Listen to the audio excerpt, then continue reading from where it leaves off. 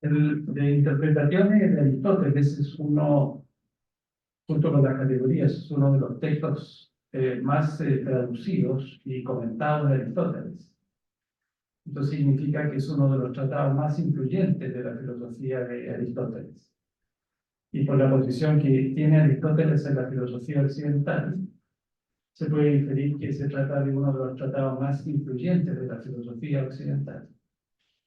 ¿Cómo un breve tratado, bastante oscuro en partes, pudo tener tanta influencia en la filosofía?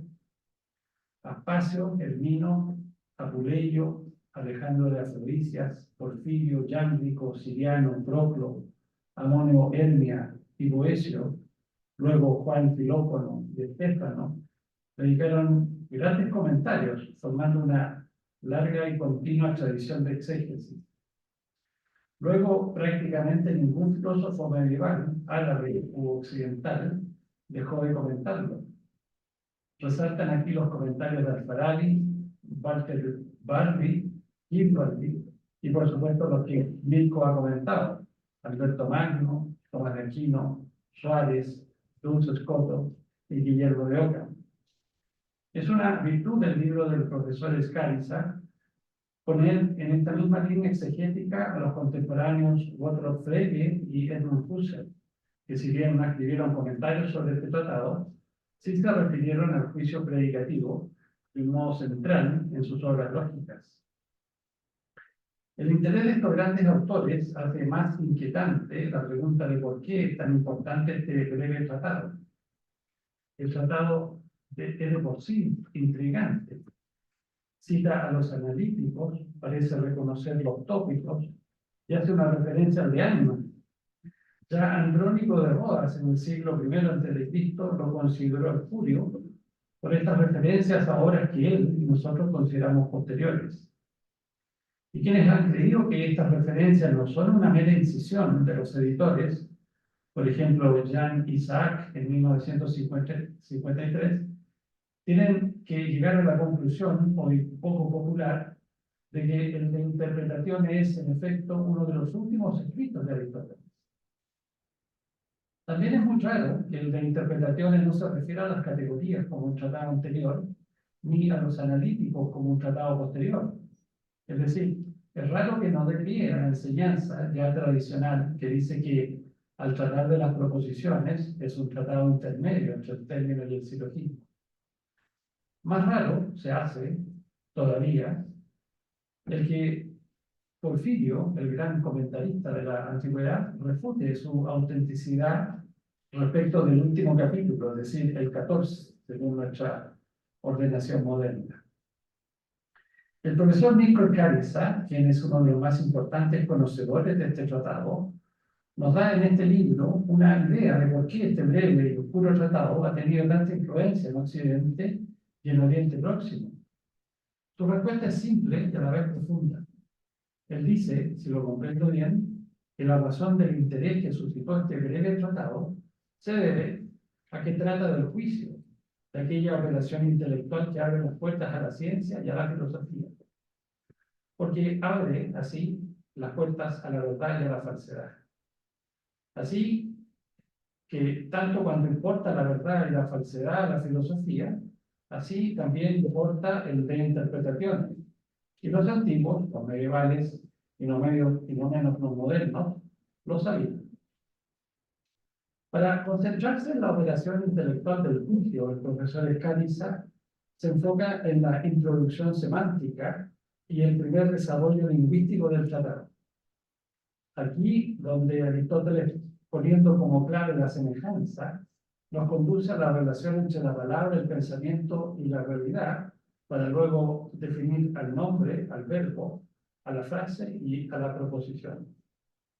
Con su conocida paciencia analítica, nuestro profesor va desarrollando los puntos importantes de la oración apofántica o predicativa en Aristóteles y se acompaña luego con los grandes comentaristas Amonio Hermia, Boecio, Alberto Magno, Tomás de Aquino, Duns Scoto, William de Ockham, Francisco Suárez y Juan de Santo Tomás. A cada uno le dedica un capítulo. Luego se concentra en el juicio predicativo en dos grandes figuras de la filosofía y la lógica del siglo XX, Gottlob Frege y Edmundo Husserl. Al final, en el capítulo 12 del libro, bajo el título Cuestiones en discusión, desarrolla, a mi entender, una de las más interesantes reflexiones históricas y sistemáticas sobre el juicio predicativo que he leído. El libro tiene muchas virtudes. A grandes trazos nos muestra la importancia del comentario antiguo en la formación del comentario medieval y las huellas de esta tradición en dos autores señeros del siglo XX, como ya decía, Frege y Husserl.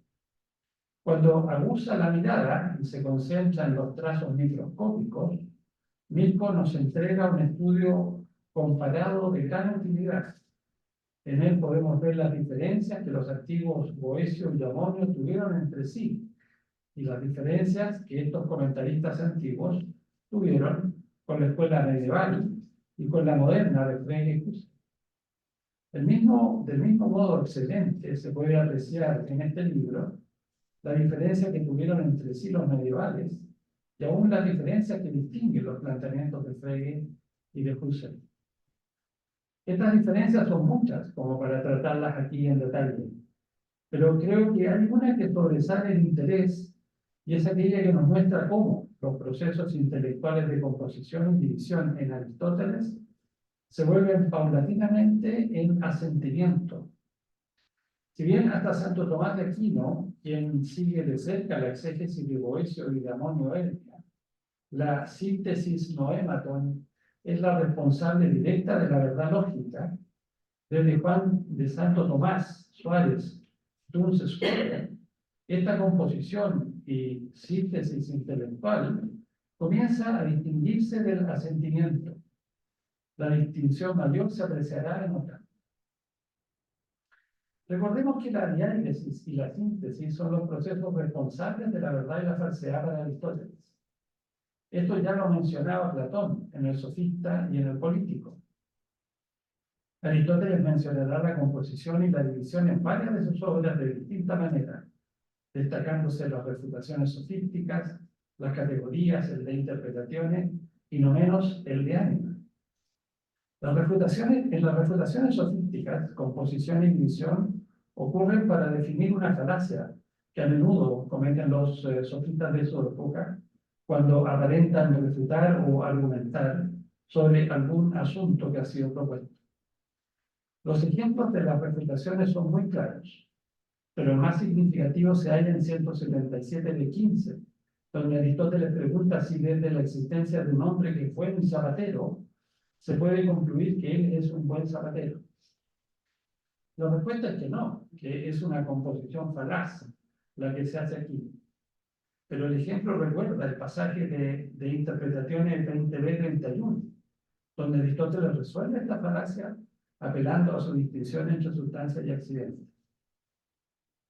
No hay que pensar, sin embargo, que la composición y la división sean solo falacias.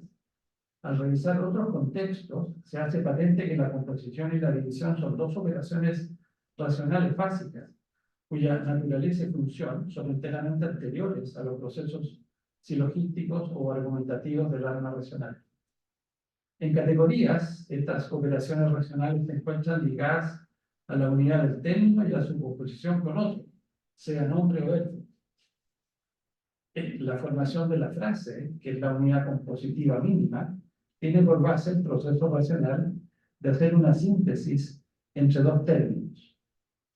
En el contexto de interpretaciones, la síntesis y la diálesis se relacionan con la afirmación y la negación en todos los contextos y materias en que la proposición categórica puede ser expresada, en presente, pasado o futuro, con términos indefinidos o definidos, con modo o sin modo, con cuantificación o indeterminada, con sujeto singular o universal, y afirmativa o negativa. La afirmación y la negación son, pues, los dos tipos de proposición categórica, es decir, una frase o logos que une un nombre y un verbo expresando un pensamiento que es verdadero o falso. En este mismo tratado, la síntesis y la diálesis se muestran relacionadas con la formación de proposiciones complejas a través de un conectivo, ya que por la presencia de un conectivo, que es el medio para la síntesis y la composición de los elementos, se forma, dice Aristóteles, un solo pensamiento. Así se puede concluir que toda la lógica, tanto la categórica como la proposicional o hipotética, en lo que respecta a sus propias definiciones, dependen de la composición y la división. En el contexto de ánima, junto con explicar cómo son conocidos los objetos indivisibles, por gnosis o intuición intelectual, la composición y la división reciben un tratamiento muy iluminador, por cuanto se las hace responsables del error. Los simples e indivisibles, explica Aristóteles, se intuyen por el intelecto, respecto de los cuales no cabe error, mientras que esta misma facultad del intelecto, al realizar las síntesis conceptuales, da lugar a que surja la verdad del juicio o que quepa el error en él. Aquí mismo, solo unas líneas más adelante, Aristóteles confirma el rol protagónico de la composición y división cuando dice, comillas, el error siempre tiene origen en la composición, cierre comillas. La regla sí parece ser, comillas, al componer no hagas entrar en el razonamiento algo contrario de lo que se razona, cierre comillas. Y el ejemplo que nos da Aristóteles es por sí mismo elocuente. Dice, comillas, al afirmar que lo blanco es no blanco, se ha hecho entrar a lo que no es blanco por composición, cierre de comillas. Para mayor claridad, Aristóteles agrega aquí, como evocando los pasajes de las refutaciones sofísticas, que, comillas, cabe por lo demás hablar igualmente de la división en todos estos casos, cierre de comillas. Esto y mucho más es lo que se refiere en su libro el profesor Scarizza. Y por eso digo que uno de los aspectos más interesantes de su nuevo libro es cómo nos muestra paso a paso cómo al final de la Edad Media y con toda la carga exegética aportada por los comentaristas antiguos, más Alberto Magno y Tomás de Aquino, la composición y la división no son suficientes para abordar el tema de la verdad. Lo que dice el profesor Scarizza es que, en pocas palabras, la composición y la división ya no son suficientes para abordar la verdad misma sin la intervención del asentimiento del sujeto que conoce. Como bien explica él, no es que se refute la existencia de estas operaciones intelectuales, sino que ellas parecen no ser suficientes para abordar toda la riqueza de la verdad. Así pues, se acepta que en autores como Juan de Santo Tomás y Francisco Suárez se compone o se divide primeramente, pero luego surge en el entendimiento el asentimiento definitivo para la verdad. Sin embargo, estas operaciones de composición y división rescatadas por Juan de Santo Tomás y Francisco Suárez ya no aparecen ligadas con el tema de la verdad y la falsedad en Ockham. Aquí, como bien muestra el profesor Scarizza, el asentimiento es prácticamente el único fundamento de la verdad. Por eso nos dice en la página 186, comillas, será así un quiebre en la concepción del juicio en el análisis del texto aristotélico, lo que se tendrá presente en especial a partir de Ockham, cierre comillas. Y en esto creo aquí tiene nuevamente toda la razón, porque sabemos que para Ockham la finalidad del conocimiento humano es el asentimiento intelectual que damos a la intuición de lo individual, que nuestros sentidos captan, o a las composiciones o divisiones predicativas que hacemos sobre las intuiciones sensibles que hemos experimentado. En el fondo, asentimos a la voluntad de Dios, que ha querido que estas cosas sean objetos de nuestro conocimiento. Pero sí que exista ninguna necesidad en cuanto al contenido de lo que componemos, ya que para Ockham solo Dios es eterno, y todo lo que no es Dios es contingente y depende de su voluntad para ser lo que es. Con su permiso, profesor, el interés especulativo es muy grande en este momento y casi es irresistible no sugerir una razón de por qué el asentimiento se ha interpuesto entre los procesos de división y composición al final del medioevo latino. Agustín, en sus obras tardías, por ejemplo, en el sobre la predestinación de los santos, sostiene, comillas, que creer es pensar con asentimiento. Y dice esto para definir la fe dentro del género de la creencia. La fe no es sino, dice, una clase especial de creencia, porque ella cree en un objeto de naturaleza y realidad superior, a saber, un objeto que es dado o se origina en la autoridad divina. Para ilustrar esto, en otra obra, Agustín intenta hacer una clasificación de los objetos de la creencia y distingue. Primero, aquellos objetos que para conocerlos solo pueden ser creídos, por ejemplo, los hechos históricos. Segundo lugar, aquellos objetos donde creencia y entendimiento van juntos, es decir, concurren, como es el caso de las verdades matemáticas y lógicas. Y en tercer lugar, aquellos objetos que necesitan ser creídos para luego entenderse, como es el caso de las verdades reveladas, que un día los que las creen las entenderán.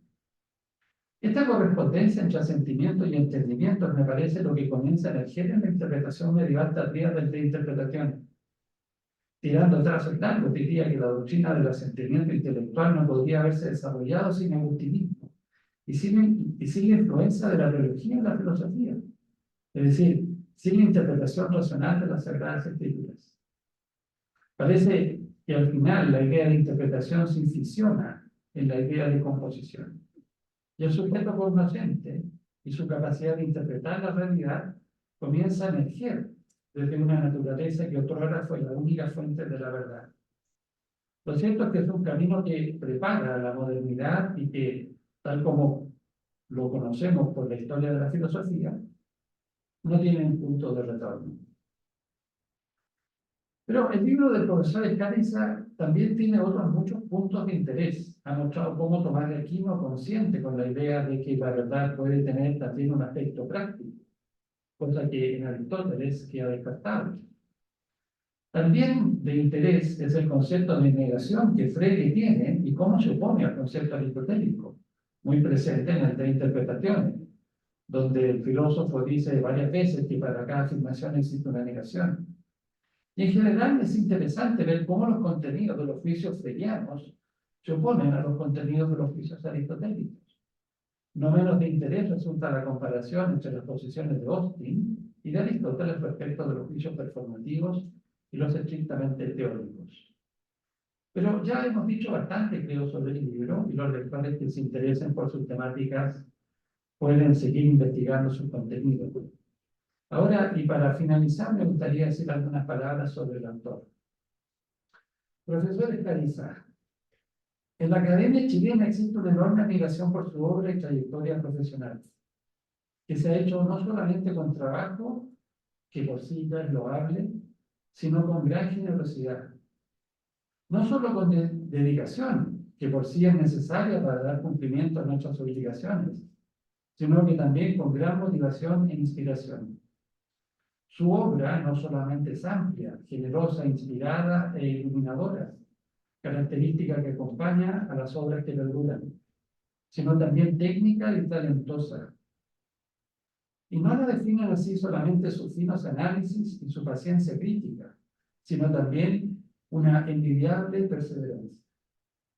Los que estamos aquí, sus discípulos, sus colegas, sus amigos y familiares, le agradecemos su labor. Muchísimas gracias.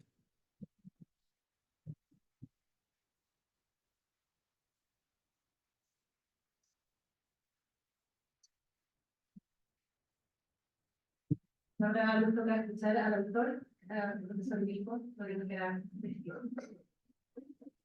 Primero que nada, muchas gracias a todos los que están presentes, por supuesto que a Manuel Correa, en quien me acompaña, Rosario, porque lo hacen sentirse tan importante a vos. Agradezco las palabras de Manuel, con quien hemos conversado mucho sobre estas cosas.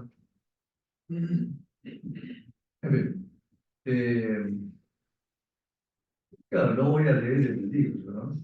Pero, tanto que... y Manuel ya se ha referido a algunas cosas. Yo lo que quiero es mencionar el apetito que tengo que me abre ya la comunicación de Manuel Correa. El ver cómo han tratado el tema del juicio y la acepción, los autores que están fuera del campo aristotélico. Ya mencionaba Platón, yo tuve una tesista de doctorado en la Católica Valparaíso y traté este tema. Del cierto platonismo de interpretación. La menciono a esta alumna argentina. Bueno, ahí hay algo que me motiva, por ejemplo, que yo no trato aquí, digamos, cómo ha pensado esto el juicio Platón. Evidentemente que ahí, como dijo, ya hay un tema que se abre en Aristóteles. Después, a los que han seguido a Platón, como San Agustín y otros, que sería digno de tratarlo. O sea, ver toda esa trayectoria paralela, ¿ah? Que no es la aristotélica, pero hay mucho que hacer. Y después, evidentemente, lo que más, digamos, despierta apetito contemporáneamente, que sería la lógica de los estoicos, cómo los trataban los estoicos. Y yo menciono algo aquí en el Tratado de Aristóteles, en que él menciona que hay unas oraciones que tienen unidad por composición. Pero eso es un tema en discusión, como lo pongo yo en el libro, sobre todo contemporáneamente, porque hoy en día más bien se piensa que Aristóteles pensó en otra cosa, y no en las oraciones compuestas como lo han pensado los estoicos y cómo se ha desarrollado en la lógica proposicional contemporáneamente.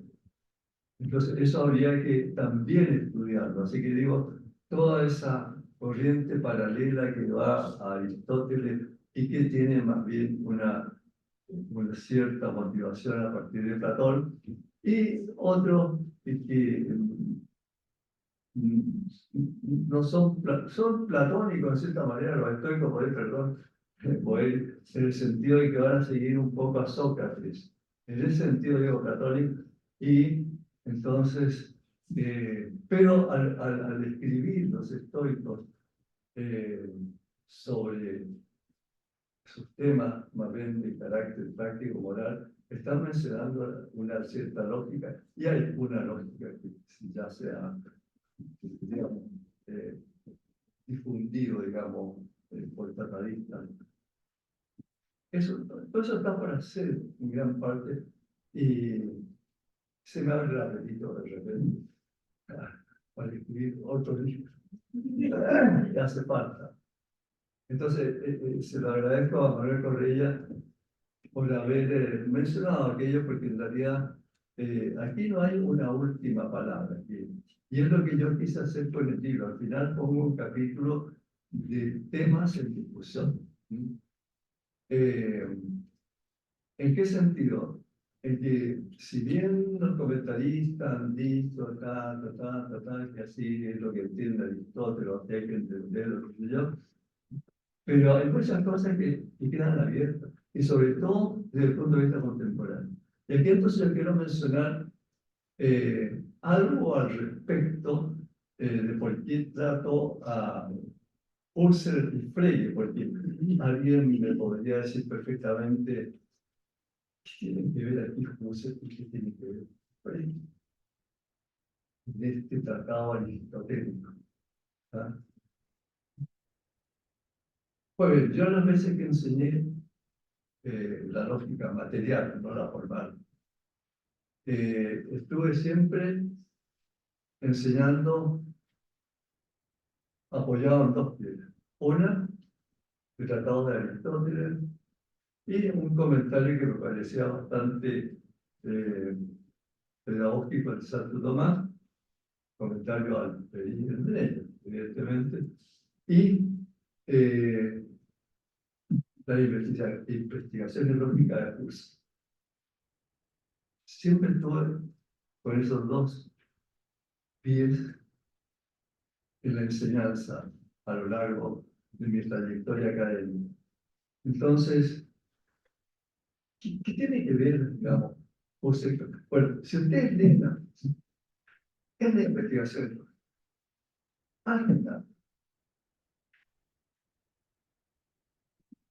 Por ejemplo, el capítulo por investigación clínica, cuando habla del juicio, ¿en qué consiste el juicio?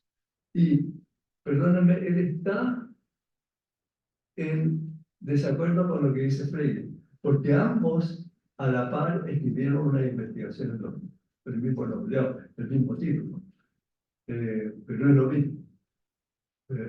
Ambos estaban y se castearon entre medio.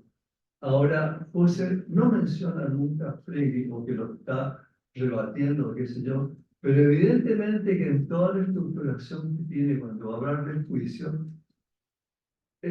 para mí está claro que tiene en mente lo que está desarrollando. Y tienen que haberlo conocido, evidentemente, porque son contemporáneos y se han carteado, etcétera, así conocen su trabajo.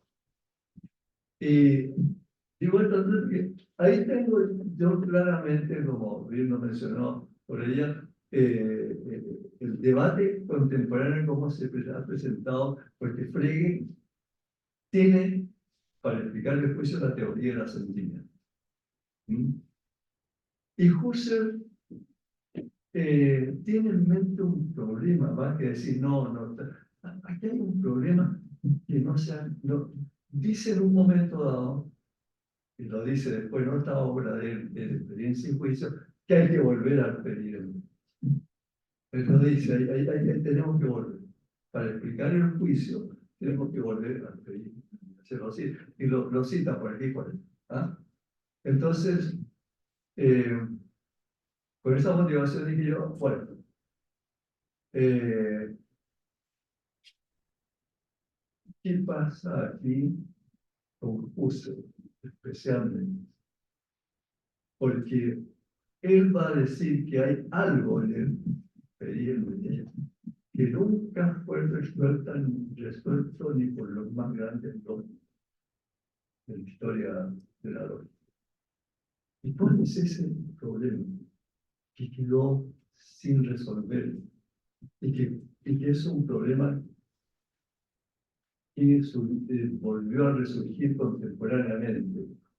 Ese problema es el de la exclusión que hacen de las oraciones que podríamos llamar las performativas o ejecutivas de Austin, digamos, del tratado, como decir, no tienen nada que ver con la verdad. Es la frase famosa de que él está tratando sobre la oración asertiva, que tiene que ver con la verdad de la sociedad, y por lo tanto aquí oraciones como el ruego, etcétera, no tienen cabida. Y después se abre este debate con mucha lucidez y buena metáfora habla de la falacia descriptiva que son. Esto de que, ¿por qué se piensa que solamente puede haber verdad o falsedad en las oraciones de ese tipo, la asertiva, y no tiene nada que ver con la verdad, una oración como el ruego, la oración imperativa, etcétera, etcétera, sino, según Aristóteles o los tratadistas de su tiempo, no era ni verdadera ni falsa. Entonces, Austin en su idea de abrir un panorama o un fundamento a lo que sería una semántica general que incluya todas las oraciones, entonces va a discutir, no, es que aquí hay una relación de verdad parcial entre las todas, dicho así a grandes rasgos. No voy a hablar de Austin ahora y por lo demás, porque puedo decir algo, digamos, que tiene que ver esto con Aristóteles cuando habla de la fantasía descriptiva. Bueno, está en su mente aquello de pedirme. Ahora, cuando digo es que Austin no tiene nada que ver con el pedir, no, él justamente pidió que hicieron una traducción y un comentario contemporáneo al pedirme. O sea que él entiende que ahí hay algo que no para, incluso para refutar. ¿Qué pasa? ¿Ah? Entonces, tenemos esa necesidad de ver qué pasa con aquello, y yo lo pongo como tema en discusión, justamente aquí, de alguna cosa. Pero cuando dice Husserl que nadie ha resuelto ese problema, él tiene en mente lo que también en ese momento, y ya un poco antes de Austin, está haciendo Bolzano. Porque él menciona a Bolzano, que Bolzano es el que va a decir que hay ciertas, y da ejemplos de oraciones que son de carácter práctico, como un imperativo, como el testigo, en que dice que sí hay verdad para nada. Entonces, Husserl dice, la solución de Bolzano no me convierte en un problema, es de que está. Entonces yo digo, pero una cosa es decir que no se ha resuelto el problema y otra cosa es no hacerse cargo de él. Y aparentemente como que Husserl no se hace cargo, como diciendo, esto hay que ver. Pero bueno, veanlo. Entonces que no tiene que haber algo dentro de su obra en donde él, por lo menos, le pide. Y hay uno de los ejes también de mi investigación. ¿Ah? O sea, ver aparte de qué pasa en Husserl con el tema de las oraciones ejecutivas, que es el tema que toma fuerza con Austin y Searle y otros. Ya, ahí tenemos algo que yo quería destacar. Y bueno, podría aquí hablar claramente cuál sería esa solución que presenta Husserl, pero voy a decir solamente algo muy importante que lo desarrolla con mayor fuerza Husserl en su libro Experiencia y Juicio. Ahí va a decir que en el juicio, aparte de hablar cómo se va configurando a partir de la experiencia, en el juicio se generan lo que él llama los aspectos, los estados de cosas, que constituyen los contenidos de la oración. ¿Ah? Entonces, en el juicio se constituye. Eso es lo que va a decir en la investigación. El Sachver. Pero un momento. Entonces, ¿qué pasa con la otra oración? Que por ahí van los autores contemporáneos y que se dicen que como tienen el mismo contenido, digamos, entonces, de alguna manera, hacen algo semejante o similar a lo que se hace en el juicio. Y ahí Frege digamos, Husserl va a decir, no, es que una cosa es el juicio donde se genera el estado de cosas, y otra cosa es la sustantivación del estado de cosas. Y eso se hace después que se haga un juicio. Y por lo tanto, podríamos decir que para Husserl hay una prioridad de las oraciones asistivas sobre las restantes. Porque es allí donde se establece el contenido que va a estar presente en todas las otras oraciones según sean sus modalidades, ¿no? Esa es una posición de Husserl, ¿no? Que es interesante y que yo justamente la destaco. Y lo cuando hablo de Husserl justamente a propósito de lo que estoy diciendo, ¿no? De que ahí esa sería la solución. Evidentemente que la presento como la solución de Husserl. Ahora, decir que es aceptable, pero es algo novedoso, algo muy novedoso en medio de toda esta discusión, ¿no? Y, pero hay otra cosa más. Husserl aparentemente se opone a esta tesis de los sentimientos, no exactamente como podría pensarse, si no, no era así el juicio, sino que en el sentido de que una cosa es asentir a un juicio y otra cosa es el asentimiento mismo. Entonces por ahí él va a hacer algo, entonces va a poner, cuidado, parece que estos autores que distinguían dos momentos, como el caso de Frege, bueno, habría que distinguir, digamos, precisar algo más allá. Bueno, es un poco para ilustrar algo que estaba en mi mente y yo lo puse ahí y por qué traté estos dos autores, pero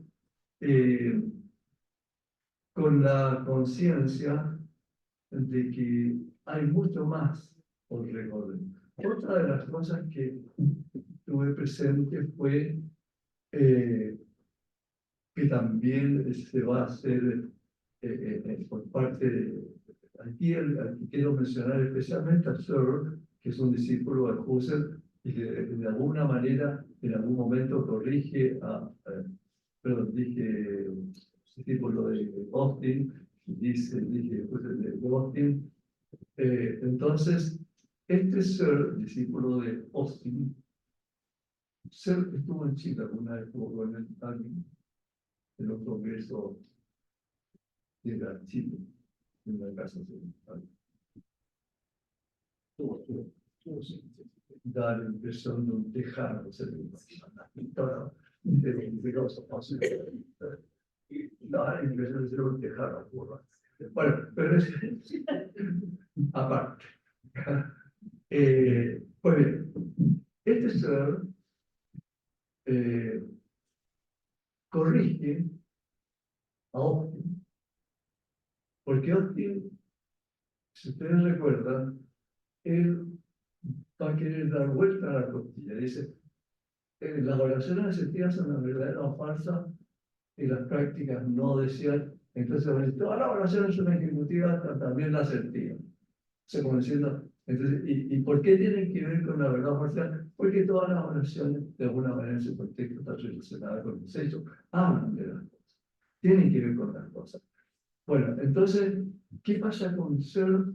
Se da cuenta ya en su libro de los actos de habla, en una nota, de manera, al hablar de el imperativo, dice, pero aquí hay una cuestión odiosa, digamos, porque no es lo mismo una oración que yo uso para que se haga algo, y no, como que ahí hay una distinción con los asertivos que no hacen algo, pero después en la taxonomía de los actos de habla, ahí propone una clasificación y aparece algo muy interesante que va a decir que hay oraciones ejecutivas que ejecutan lo que dice. Que hay muchas oraciones de ese tipo. Y claro, se ve que tiene una inspiración que tenemos de cuenta que tanto Austin como Searle en algo que tiene que ver con la teología. Pero no lo confiesa. Porque fíjense que Austin, cuando da los ejemplos para abrirse a la oración ejecutiva, ¿qué oración menciona? Se han leído la oración que se usa para dar el sí en el matrimonio, o cuando el bautizo de un barco de la reina Elizabeth. Yo bautizo. Dos formas que dan la impresión de copiada de las formas de los sacramentos. Y por supuesto que menciona que hay otras oraciones de este tipo en la vida nuestra, ¿ah? Etcétera. En fin, no voy a dar una clase sobre otro, pero por ese hecho de que toma esta oración, que tiene como un carácter sacramental, por así decirlo, y después, ¿qué va a hacer? En su corrección. Va a decir, es distinto una oración como la imperativa que está lista para que se haga algo, a aquellas que hacen algo cuando se dice. Y son las oraciones, las que él llama declarativas, la declaración. Creo que también la llamó benedictiva, pero no hizo la distinción, ¿no? Pero eso es la. Entonces, eso, porque ahí vuelven a decir, es que una cosa es que eso ya está en la tradición aristotélica, que una oración, digamos, se diga para hacer algo indirectamente y otra que hágalo. Ahora, ya. Y entonces ahí hay una distinción, ¿no? Así que ahí ya corrige y se abre todo un debate al respecto, muy interesante, pero con esto quiero terminar para decir algo distinto a todo lo que dijo, ya dijo las cosas, entonces quiero de alguna manera señalar algunas cosillas, pero ¿qué tiene que ver con lo que ha hecho Móteles? Esto de que había como una inspiración en lo que tiene que ver con la teología, porque incluso los ejemplos que da Searle ahí para hablar de las votaciones declarativas, va a ser justamente cuando Dios dice hágase la luz, tenemos ahí hay una oración que hace la luz, y qué sé yo, y ese es muy verdadero, ¿cierto? Después, en fin, y habla de algunas oraciones que tienen en mente como las de Austin, que también, pero después están las otras que se usan para declarar inocente a la persona, cuántas cosas, tantos ejemplos. Y entonces que yo, pero estos señores habrán tenido presente lo que se ha tratado por otra parte, y es que lo que pasa es que, y yo por eso tomé siempre el comentario de Santo Tomás, porque es muy rico en eso, porque ahí abre una perspectiva. En su comentario, Santo Tomás, cuando habla de la verdad, de los dioses religión de la verdad, justamente ahí toma el tema de las oraciones que se prácticas que se utilizan para hacer algo, y justamente las tratan, pero dice que ahora hay una verdad práctica. Esas oraciones, hay verdad, se habla de pero ojo, ahí no está la palabra, resulta que esas cosas que uno de repente cuando está leyendo por una razón u otra, una cosa, me doy cuenta que en la zona teológica de San Tomás hay una pregunta cuando está hablando de la Eucaristía. Si estas locuciones son verdaderas, ¿qué hace aquí? Como una cuestión de la teología, si las locuciones como forma sacramental, como esto es mi cuerpo, es verdadero. Y esto vale para todas las oraciones. Y cuando Cristo dice, esto es mi cuerpo, es verdadero, uno le diría nuevamente como que dice verdadero. Si él dice eso y lo hace. Pero quizás no está hablando desde el punto de vista teológico, sino que menciona al pedir en Menella en lugar de esa palabra su respuesta. Justamente el pedir. Como dice el filósofo, dice, no, y se va ahí a Aristóteles, y justamente ahí va a mencionar que estas oraciones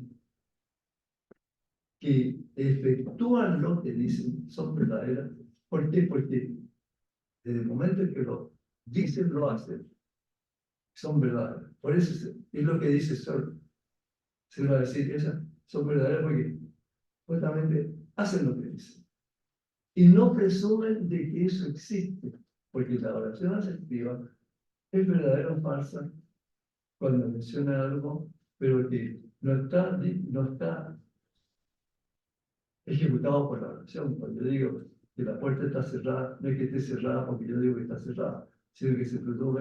Y eso va a decir ahí Santo Tomás, esta oración va a hablar de todo eso en la cuestión, la solución, algo que pertenece a un tema, digamos, que uno lo trataría ya no teológicamente, y él lo menciona no teológicamente.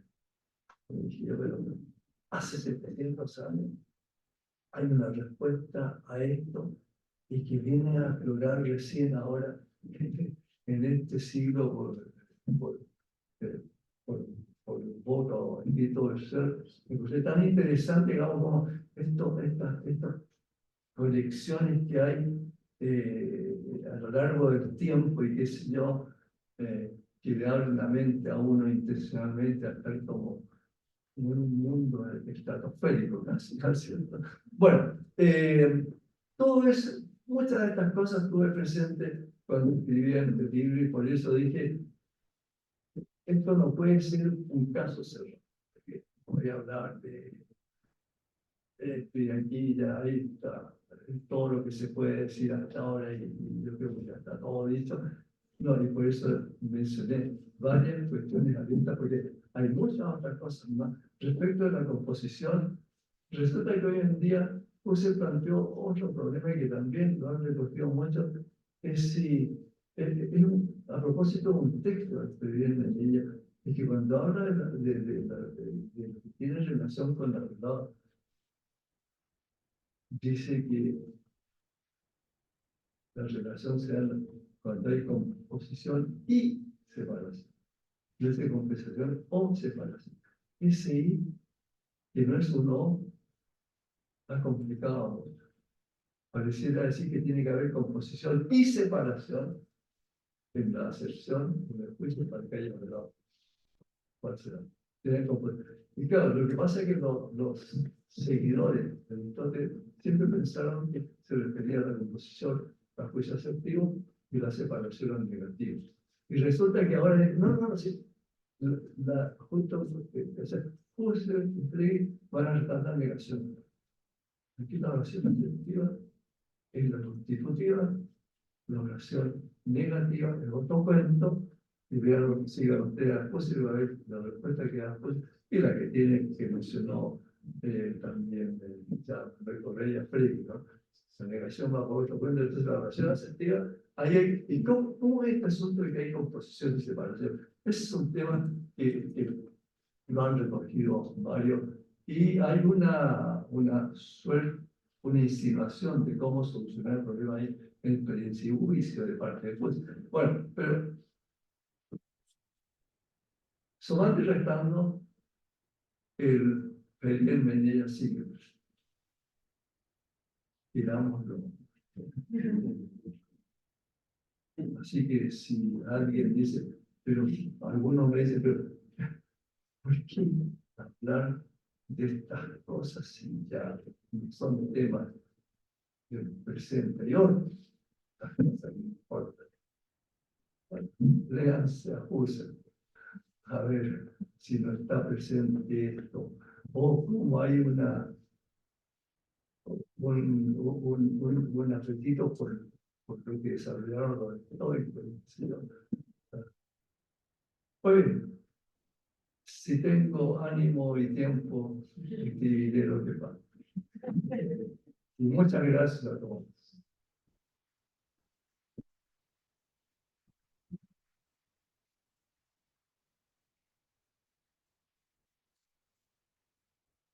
Si quieren preguntar algo, ¿no?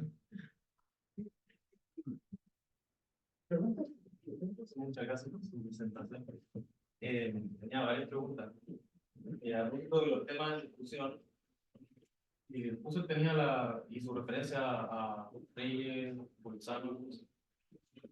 He sabido que Husserl tenía la mala costumbre de pedirle a su ayudante que terminara las cosas que él no le daba el tiempo para hacer. Entonces, en el caso del juicio negativo, los estados de cosas negativos, Reinhardt ahí escribe libros sobre el juicio negativo. La secta de investigación, o sea, la secta de investigación cartesiana la escribe Fink. Los primeros parágrafos de experiencia y juicio son de Lantreo.